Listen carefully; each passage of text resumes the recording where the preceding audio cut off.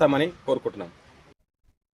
చంద్రబాబు ప్రభుత్వ నిర్ణయాలను నిరసిస్తూ వైసీపీ చేపట్టిన సంతకాల సేకరణను కనగిరి నియోజకవర్గంలో మంచి స్పందన లభించిందని కనగిరి మాజీ ఎమ్మెల్యే కదిరి బాబురావు అన్నారు.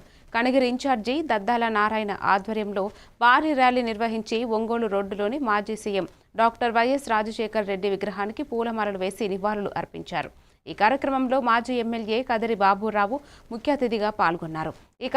ఈ సందర్భంగా మాట్లాడుతూ వైసీపీ చేపట్టిన కోటి సంతకాల సేకరణ కార్యక్రమానికి ప్రజల మద్దతు లభించిందని, వైద్య కళాశాలను ప్రభుత్వమే నిర్వహించాలంటూ విద్యావంతులు, విద్యార్థులు, యువత పెద్ద ఎత్తున సంతకాల సేకరణ చేశారని తెలిపారు.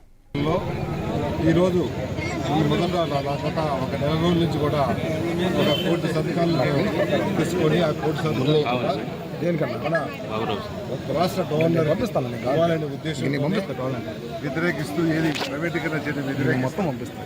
ఈరోజు మనం ఈ కార్యక్రమాన్ని ఇక్కడికి వచ్చి మేము మన కనిగిరి నియోజకవర్గంలో అయితే 60,000 దాకా మనం ఈ కోటి సంతకాల ఆధ్వర్యం భాగంలో కనిగిరి నియోజకవర్గం 60,000 మామూలు సంతకాలు సేకరించడం కూడా జరిగింది. ఈ 60,000 సంతకాలని ఇప్పుడు మేము ఒంగోలుకి పార్టీ ఆఫీస్ చేర్పించి రేపు 15వ తేదీన ఒంగోలు నుండి బయలుదేరి ఒంగోలు నుంచి ఉద్దేశంతోనే ఈ కార్యక్రమం చేయడం కూడా జరిగింది.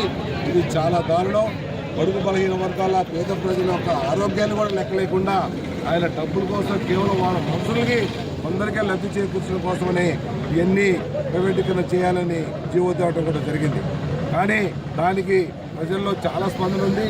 ఇక్కడే కాదు, రాష్ట్రం మొత్తం మీద అన్ని నియోజకవర్గాల్లో ఈవెన్ ఎడ్యుకేటెడ్ ఫ్యామిలీస్ కానీ, ఎడ్యుకేటెడ్ కానీ, బడుగు బలహీన పేద ప్రజలు ప్రతి ఒక్కరు కూడా అందరూ నివసిస్తూ పార్టీలకు అతీతంగా, అది వైఎస్ఆర్, తెలుగుదేశం, జనసేన అని కాదు, అన్ని పార్టీలకు అతీతంగా కూడా ప్రతి ఒక్కరు కూడా రోడ్ల మీదకి రావడం జరిగింది. నిరసన తెలియజేస్తారు. ఎందుకంటే వాళ్ళకు అందాల్సిన ఆరోగ్యం ఉండదు.